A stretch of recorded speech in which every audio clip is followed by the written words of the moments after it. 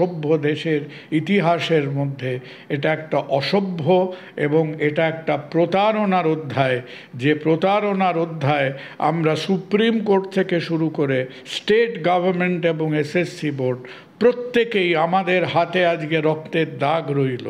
এই যে আমরা হাজার হাজার ছেলে মেয়েকে তাদের স্বীকৃত একটা জায়গার থেকে বঞ্চিত করলাম, এই লজ্জা আমরা খুব তাড়াতাড়ি ঘোচাতে পারবো না।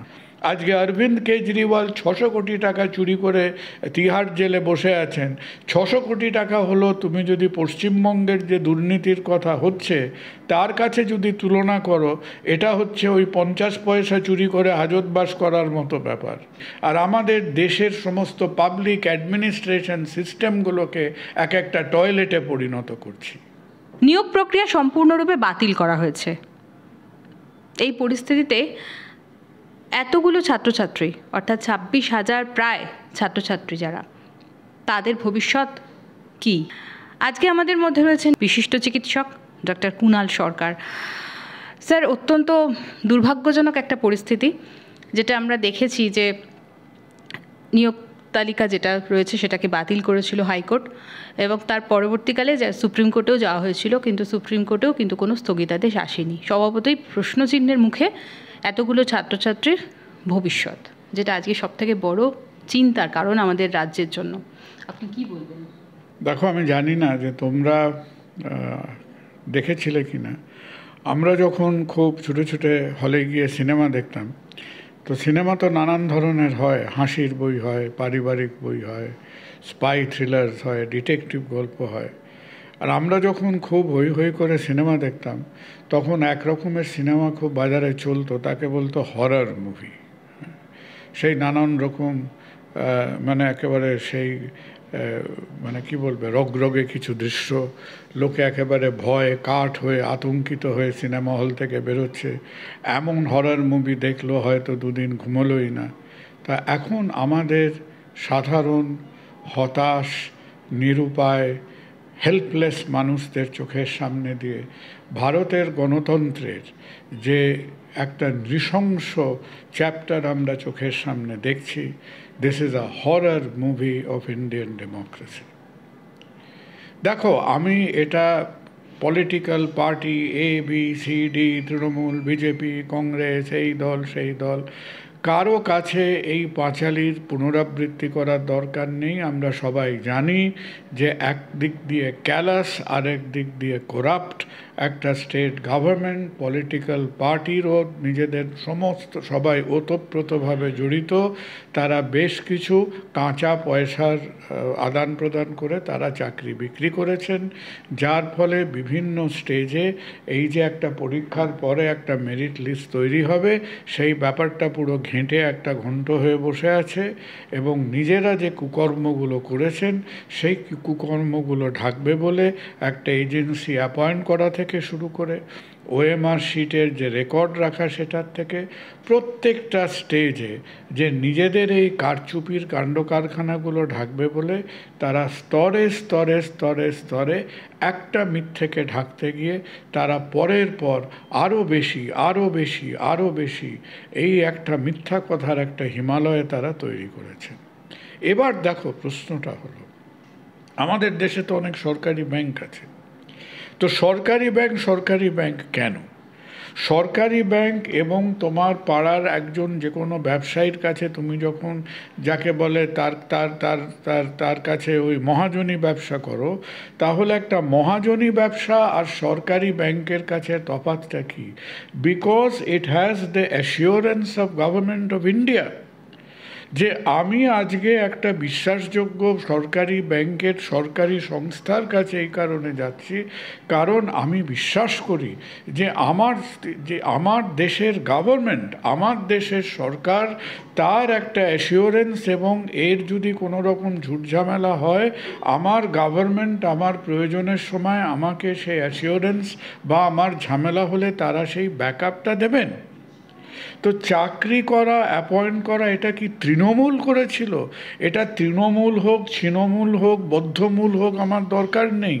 this entire exercise was done by government of West Bengal.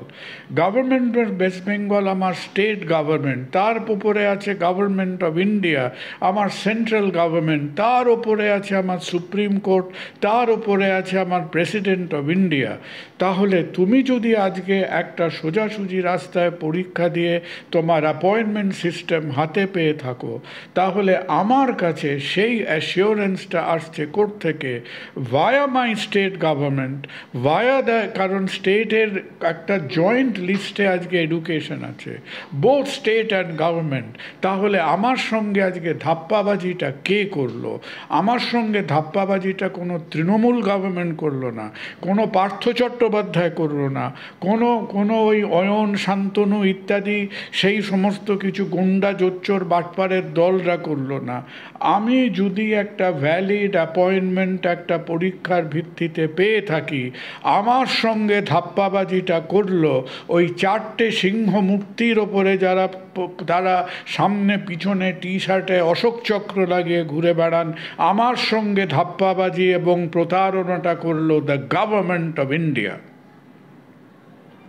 তাহলে আমি যেরকম একটা গভর্নমেন্ট অফ ইন্ডিয়ার ব্যাংক নোট নিয়ে গিয়ে আজকে তোমার হাতে যদি যেরকম রাতারাতি, তো ধরো যখন আমাদের ডিমনিটাইজেশনে, ঠিক কি ভুল বলে দাও, আজকে কি তোমাকে তোমার পকেটে যদি একটা 10 টাকার নোটও থাকে, 100 টাকার নোটও থাকে, তো সেটা কি জালি নোট? একটা ভ্যালিড কারেন্সিকে যদি আমি ইনভ্যালিড বলি, কি না আমার গভর্নমেন্ট উঠে গেছে, তাহলে আমাদের সঙ্গে আজকে প্রতারণা করেছে ছলে বলে কৌশলে। We have the undertaking of government of India. সুতরাং গভর্নমেন্ট অফ ইন্ডিয়া যে বুক বাজিয়ে আজকে একটা মানুষকে প্রস্রাব করার জন্যে যে স্বচ্ছ ভারত এবং টয়লেট করার সৃষ্টি করছে, আমরা কি করেছি? আমরা আজকে সেই মানে মানুষকে সেই মলমূত্র ত্যাগের জন্য টয়লেট করে দিচ্ছি, আর আমাদের দেশের সমস্ত পাবলিক অ্যাডমিনিস্ট্রেশন সিস্টেমগুলোকে এক একটা টয়লেটে পরিণত করছি। আমরা বনে জঙ্গলে চাইছি না, নিশ্চয়ই এটা একটা ভালো জিনিস, কিন্তু আজকে যারা প্রতারিত তাদের প্রতারণাটা কে করেছে?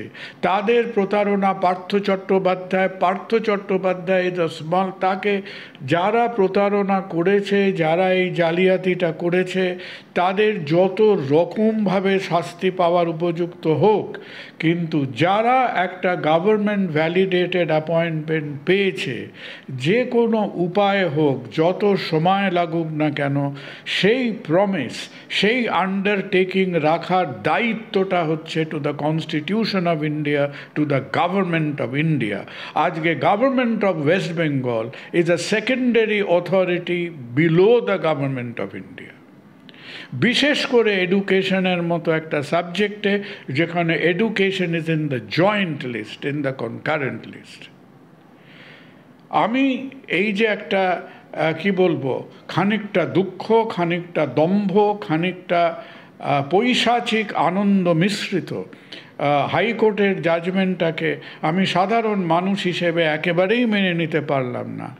আমি আশা করেছিলাম যে হাইকোর্ট যতটা কড়া ভাষায় বলবেন যে হ্যাঁ, যে 17 রকম কি 18 রকম উপায়ে চুরি হয়েছে, এই জিনিসগুলো আমরা ভুল করেছি, অন্যায় করেছি, চুরি করেছি, জোচ্চুরি করেছি, এই প্রত্যেকটা প্রসিডিয়ারে এই অ্যাপয়েন্টমেন্ট করা, ওএমআর না রাখা, অযোগ্য লোককে লিস্টে ঢুকিয়ে দেওয়া, সুপার নিউমারি পোস্ট তৈরি করা, প্রত্যেকটা জিনিস হচ্ছে ভুল ভুল ভুল ভুল, এবং প্রত্যেকটা ভুলের জন্যে আজকে ব্যুরোক্র্যাট পলিটিশিয়ান নির্বিশেষে যার যা শাস্তি প্রাপ্য, এনকোয়ারি প্রাপ্য হোক, কিন্তু সংখ্যাটা 5,000 হোক, 6,000 হোক, 500 হোক, 10,000 হোক, হোয়াট এভার বি ইট, যারা আজকে স্বীকৃত এবং ভ্যালিড উপায়ে চাকরিটা পেয়েছিল, তাদের ইন্টারেস্টটা প্রোটেক্ট করা was also a duty of the high court. এইটা হাইকোর্ট করলেন না। আজকে হাইকোর্টকে কেউ তো বলেনি যে হাইকোর্টকে 15 মিনিটের মধ্যে একটা সলিউশন বার করতে হবে।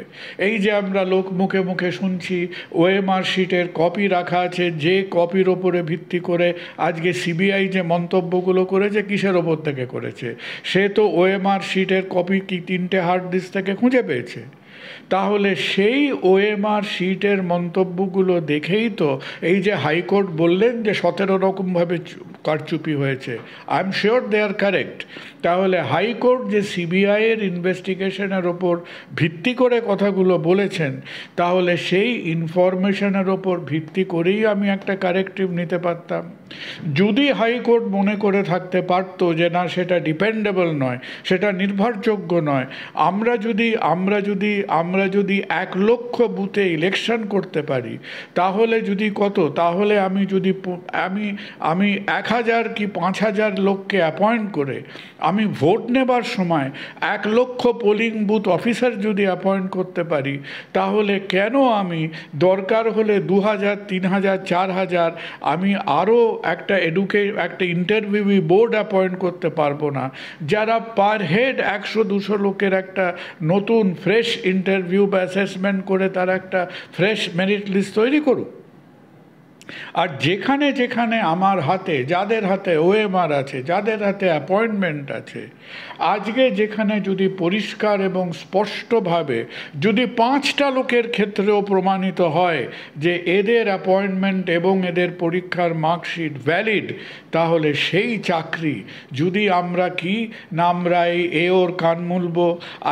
আজকে বিজেপি মুচকে হাসছে যে তৃণমূল কি ঝামেলায় পড়েছে, সবাই দেখছে যে তুমি আজকে গাড্ডায় পড়ে আছো, আমি এই ব্যাপারটাকে ভোটের মুখে এই পুড়িয়াটা ছেড়ে দিয়ে আমি এটা দিয়ে বেশ কিছু রাজনৈতিক মুনাফা লুটলাম, এবং একটা মুহূর্তের তরেও আমাদের কি জুডিশিয়ারি, কি পলিটিক্যাল পার্টিদের থেকে যে যাদের অ্যাপয়েন্টমেন্ট ভ্যালিড, যাদের পরীক্ষার মার্কশিট স্বীকৃত, তাদের যদি আমি আজকে বঞ্চনা করি, আমার মনে হয় যে আমাদের কি বলবো, যে এরকম কালো মেঘ আমাদের ভারতীয় গণতন্ত্রের উপরে, আমাদের ভারতের এই যে তথাকথিত সভ্য দেশের ইতিহাসের মধ্যে এটা একটা অসভ্য এবং এটা একটা প্রতারণার অধ্যায়।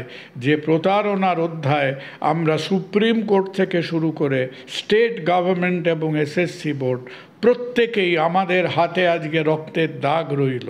এই যে আমরা হাজার হাজার ছেলে মেয়েকে তাদের স্বীকৃত একটা জায়গার থেকে বঞ্চিত করলাম, এই লজ্জা আমরা খুব তাড়াতাড়ি ঘোচাতে পারবো না। আর লাস্টে একটা কথা বলি, এত রকম তো আইনি মারপ্যাচের কথা বলছি আমরা, একটা মুহূর্তের তরেও কেন বলছি না যে যারা আজকে বঞ্চিত হচ্ছেন, যে ছেলে মেয়েগুলো রাস্তায় বসে আছে, যত লক্ষ পরীক্ষার্থীকে আমি আমার এই জালিয়াতির জন্য বঞ্চিত করেছি, তাদের কম্পেনসেশনের ব্যবস্থা হচ্ছে না কেন? আমরা চোলাই মদ খেলে কম্পেনসেশন করি, আমরা রোড ট্রাফিক অ্যাক্সিডেন্ট হলে কম্পেনসেশন করি, আর যে লক্ষ লক্ষ ছেলেমেয়েরা আজকে বঞ্চিত হচ্ছেন কারণ আমাদের কিছু পলিটিক্যাল এবং সাব পলিটিক্যাল লোকেরা তাদের লোভ সামলে রাখতে পারেনি। আজকে অরবিন্দ কেজরিওয়াল 600 কোটি টাকা চুরি করে তিহাড় জেলে বসে আছেন। 600 কোটি টাকা হলো, তুমি যদি পশ্চিমবঙ্গের যে দুর্নীতির কথা হচ্ছে তার কাছে যদি তুলনা করো, এটা হচ্ছে ওই 50 পয়সা চুরি করে হাজতবাস করার মতো ব্যাপার। পশ্চিমবঙ্গের যে অ্যামাউন্ট অফ জোচ্চুরি এবং জালিয়াতি হয়েছে, 600 কোটি টাকা তো নস্যি। এটা দিয়ে আমি জানি না যে পশ্চিমবঙ্গের যারা এই টাকা পয়সা কালেক্ট করছিলেন তারা কি করতে চেষ্টা করছিলেন। তারা তো ওই টাকা পয়সা দিয়ে তো তারা ভবিষ্যতের আরও 20টা ইলেকশন লড়তে পারত। এবং আজ বাদে কাল যদি 3য় বিশ্বযুদ্ধ হয়, তাহলে কোনো পলিটিক্যাল পার্টি তো চাইলে একা সেই পথে তারা 3য় বিশ্বযুদ্ধ স্পন্সর করে দিত। কি করতে চেয়েছিলাম আমরা এই একটা বিরাট একটা কালো টাকার পর্বত নিয়ে, সেটা বুঝতে পারছি না। সেগুলো পরের কথা। আমাদের কম্পেনসেশন অফ দি এফেক্টেড এবং প্রত্যেকটি ভ্যালিড চাকরি প্রার্থী যারা আছে তাদের কিভাবে, কারণ আমাদের বারবার ভাবতে হবে যে that undertaking is a sovereign undertaking from the government of India. আমি কোনো রকম এই রাজনৈতিক কানমোনামলির মধ্যে এবং একে অপরের গায়ে থুতু ফেলার মধ্যে আমি যদি বলি যে গভর্নমেন্ট অফ ইন্ডিয়ার আন্ডারটেকিংয়ের আজকে কোনো দাম নেই, তাহলে একজন নাগরিক হিসেবে আমি অত্যন্ত হতাশ।